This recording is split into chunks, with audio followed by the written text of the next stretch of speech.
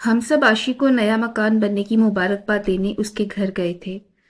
2 कमरों पर मुश्तमिल सादा सा घर हाल ही में फवाद ने बनवाया था।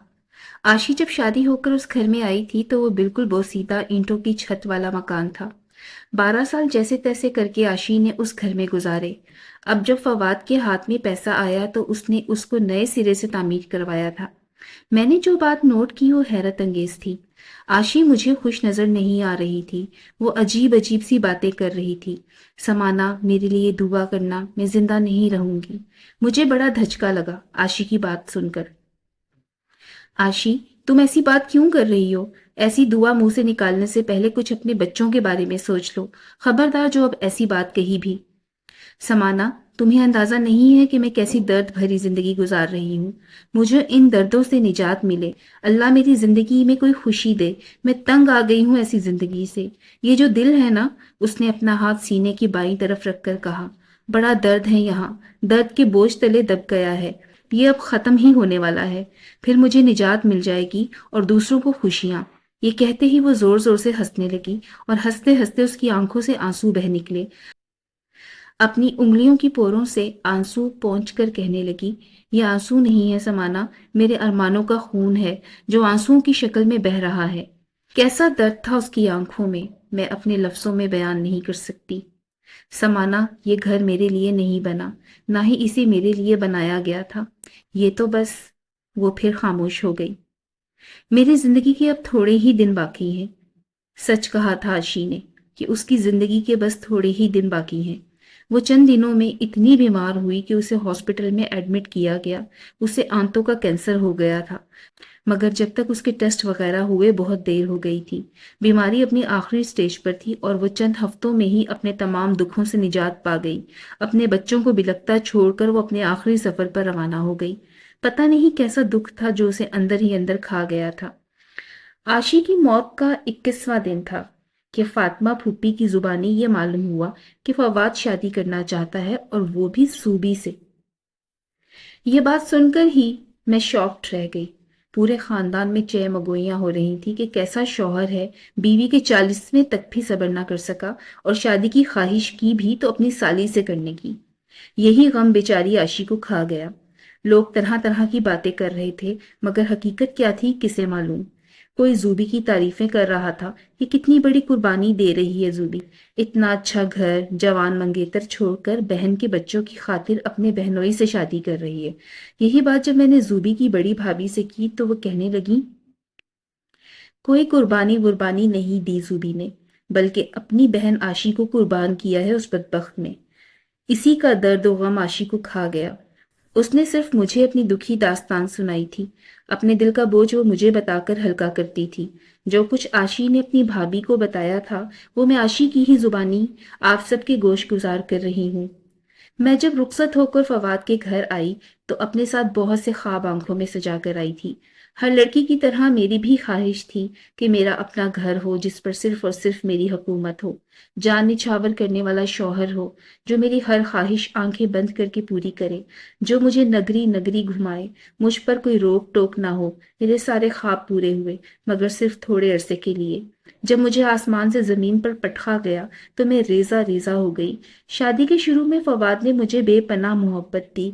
वो मेरी हर ख्वाहिश पूरी करते, बाहर घुमाने फिराने ले जाते। खाना भी अक्सर बाहर ही खाते थे। मेरी सास हमारे घर में जो खाना पकाती वो मैं खाती नहीं थी। कहती कि ऐसा बदमजा खाना मैं नहीं खा सकती। फिर फवाद मुझे बाहर खाना खिलाने ले जाते या बाहर से लेकर आते। मेरी सास बहुत अच्छी आदत की मालिक थी, मगर फिर भी मुझे उनसे खुदा वास्ते का बैर हो गया था। घर में सिर्फ हम 3 फर्द थे। एक नन थी, वो भी शादीशुदा थी। मेरी सास मुझ पर रोक टोक भी नहीं करती थी, फिर भी मैं उन्हें जिज करती। उनका वजूद मुझे खटकता था। मेरी ख्वाहिश थी कि वो यहाँ से चली जाए, इस घर पर सिर्फ मेरी हुक्मरानी हो। मैंने उन्हें इतना तंग किया कि फवाद को भी उनके बारे में उल्टी सीधी पट्टियां पढ़ाई। वो भी अपनी माँ से तंग आ गए। फिर आखिर में मैं कामयाब हो गई। मेरी सास अपनी बेटी के पास चली गई, हमेशा हमेशा के लिए। और यहीं से मेरी बदबख्ती का आगाज हुआ। मेरी सास जन्नत थी मेरे पास, जो मैंने अपनी कमअक्ली की वजह से खो दी और अपने घर को दोजख बना लिया। बुजुर्ग हमारे सरों पर घने साई की तरह होते हैं, जो हमें तकलीफ और मुसीबत से बचाते हैं। मैं उम्मीद से थी। डिलीवरी के दिन करीब थे। फवाद ने मुझे मेरे मैके भेज दिया। वहां मेरी गोद भराई की रस्म हुई। मेरी सास भी आई। मेरे खराब रवैये के बावजूद मुझे ढेरों दुआएं दी। वो दिन भी आ पहुंचा जब मैंने एक प्यारी सी बेटी को जन्म दिया। हम सब बहुत खुश थे। मेरी सास भी पोती को देखने आई। मैं कुछ दिन मैके में रही, फिर फवाद के कहने पर अपने घर आ गई। मेरी अम्मी ने मेरी बहन जूबिया को मेरे साथ भेज दिया, क्योंकि छोटी बच्ची के साथ काम काज में मुश्किल होती है। जूबिया मेरा भी ख्याल रखती, मेरी बेटी इकरा के कपड़े वगैरह धोती और घर के छोटे बड़े काम भी करती। मुझे मालूम ही नहीं था कि मैंने अपने पैरों पर खुद कुल्हाड़ी मारी है। जूबिया 16 साल की थी। ये उम्र नौखेज कली से गुलाब बनने की उम्र होती है। इस उम्र में आम से आम लड़की भी बाहर की तरह लगती है। जूबिया तो फिर भी हसीन थी और उसे पहनने ओढ़ने का शौक भी बहुत था। वो अक्सर मेरे जहेज के कपड़े पहनती, मेरे परांदे बालों में डालती। मैं उसे मना नहीं करती थी कि वो बुरा ना मान जाए। बच्ची है, अपने शौक पूरे कर रही है। मेरी सोच बस यही थी। मुझे कहाँ पता था कि वो क्या गुल खिला रही है। मेरी मौजूदगी में वो फवाद से हंस हंस कर मजाक करती, उससे बातें करती, मगर पता नहीं कब शैतान ने उन दोनों को अपने शिकंजे में जकड़ लिया। वो दोनों कब शैतानी खेल में मसरूफ हो गए, मुझे पता ही नहीं चला। मैं फिर उम्मीद से हुई तो फवाद ने मुझे जूबिया को बुलाने के लिए कहा कि वो यहाँ होगी तो तुम्हारा भी ख्याल करेगी और इकरा का भी।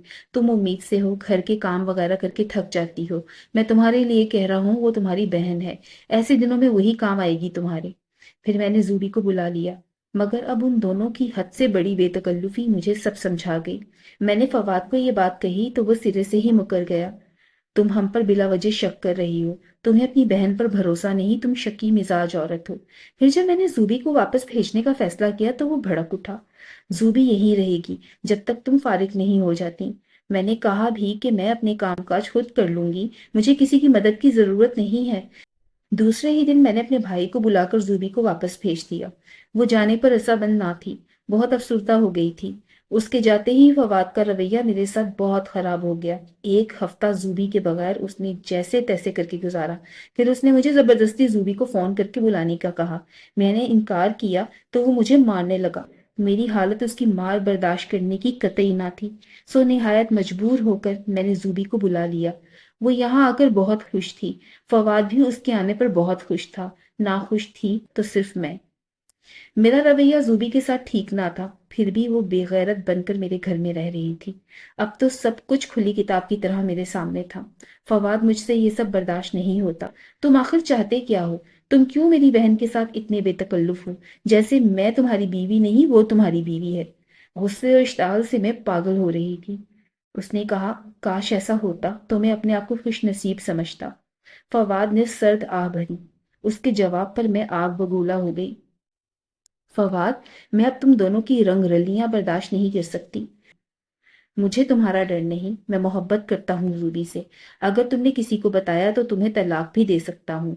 वैसे भी अगर तुमने हमें बदनाम करने की कोशिश की तो क्या तुम्हारी बीमार माँ ये सदमा बर्दाश्त कर लेगी? वो ना तुम पर तलाक का धब्बा बर्दाश्त करेगी और ना ही जूबी की रुसवाई।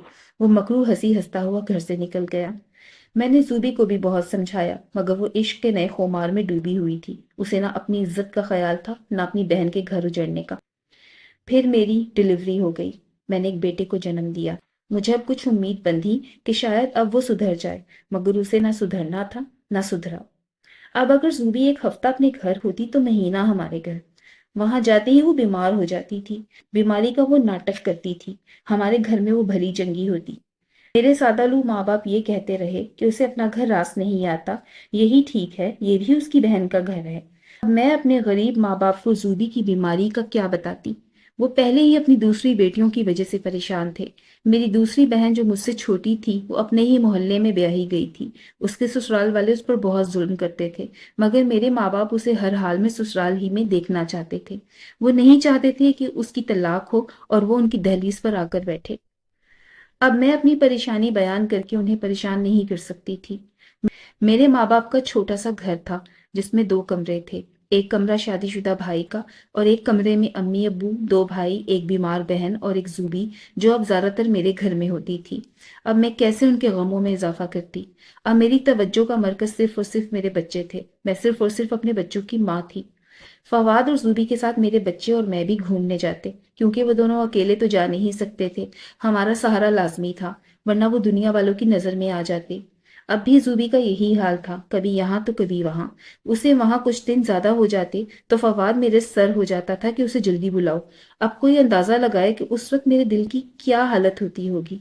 चुड़ैल भी चार घर छोड़कर नकब लगाती है, मगर मेरी बहन में खुदगर्जी कूट कूट कर भरी थी। वो बचपन ही से खाला फातिमा के बेटे अली से मंसूब थी। अली हर लिहाज से फवाद से बेहतर था। वो ज़ूबी का हम उम्र खूबसूरत और वजीह नौजवान था, अच्छी आदतों का मालिक, मगर ज़ूबी उसके लायक ही ना थी। ज़ूबी और फवाद के गम ने मुझे अंदर ही अंदर घुला कर रख दिया था। बीमारी मेरे अंदर पनप रही थी, सिर्फ और सिर्फ उन दोनों की वजह से, या शायद मेरी नादानी की वजह से। मैंने जो कुछ अपनी सास के साथ किया, मुझे अब एहसास होता है कि मैंने कितना गलत फैसला किया था। अपने पैरों तले से खुद ही जन्नत निकाल दी थी। मेरी सास अब कभी कभार ही हमारे घर आती थी। मैंने उनसे माफियां मांगी, उन्होंने मुझे माफ कर दिया, मगर मेरे इसरार पर भी वो यहाँ रहने के लिए रजामंद ना हुई। जूबी को मेरा जरा भी एहसास ना था। मैं जूबी की वजह से इस हाल को पहुंची हूँ, मगर उस कमबख्त को जरा रहम ना आता। बताओ भाभी, मैं क्या करूं? जब अपने ही इतने सितम करते हैं तो इंसान अंदर ही अंदर खत्म हो जाता है। आशी ने सही कहा था, अपनों के सितम अंदर से खत्म कर देते हैं, और वो खत्म हो गई। आशी की जब तबीयत बहुत खराब हुई तो उसने हॉस्पिटल में अपनी खाला यानी अली की माँ को कहा कि खाला, मेरे मरने के बाद आप जूबी की शादी फवाद से करवा देना।